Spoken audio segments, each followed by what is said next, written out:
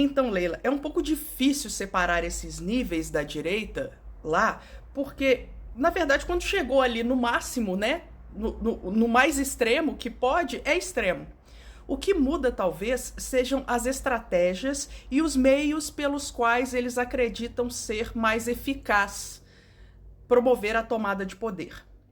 Por exemplo, o Charlie Kirk, ele estava, né, buscando a juventude, e por isso ele moldava o discurso dele como se fosse menos extremo, como se fosse menos radical.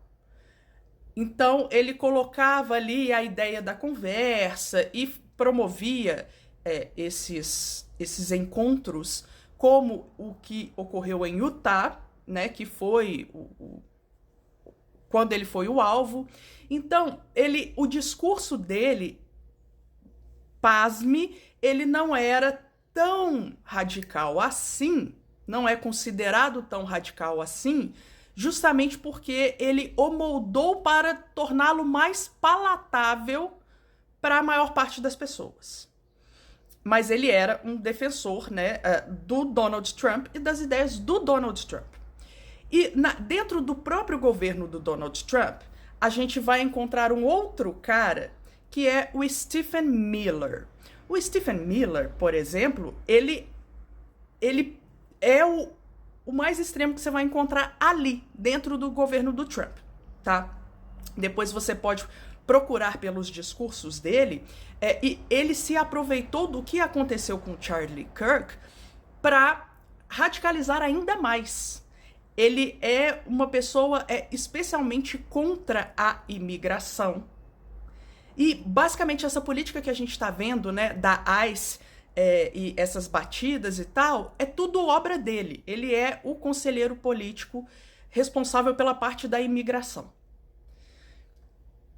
E, para além dele, o que há e não está dentro do governo Trump ainda, ou pelo menos me parece que não chegou lá, são esses aceleracionistas mais caóticos, que aí seria, no caso, né, o Tyler Robinson e os Groypers, que são o que a gente vai chamar de Black Pill, que são esses caras que eles acreditam mesmo que só o caos e a destruição dão conta do que está acontecendo hoje. E a gente vai ter também aqueles ultraconservadores. No caso, o vice-presidente, ele representa isso. Ele é alguém mais próximo ali do que a Heritage Foundation deseja.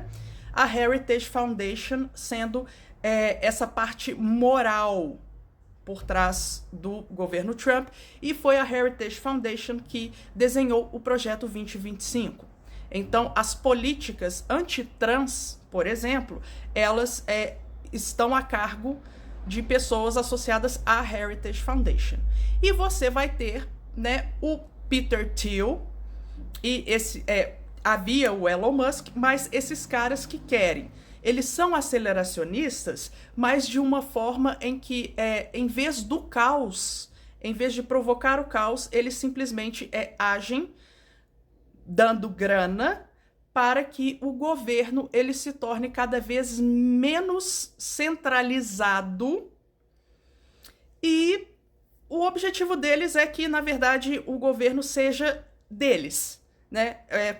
Funcionando como uma oligarquia tecnológica.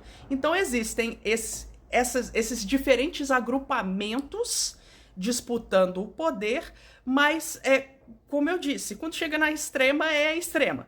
Depende da forma como eles pretendem agir, né? Com mais ou menos violência, mas de qualquer forma é uma tomada violenta do poder.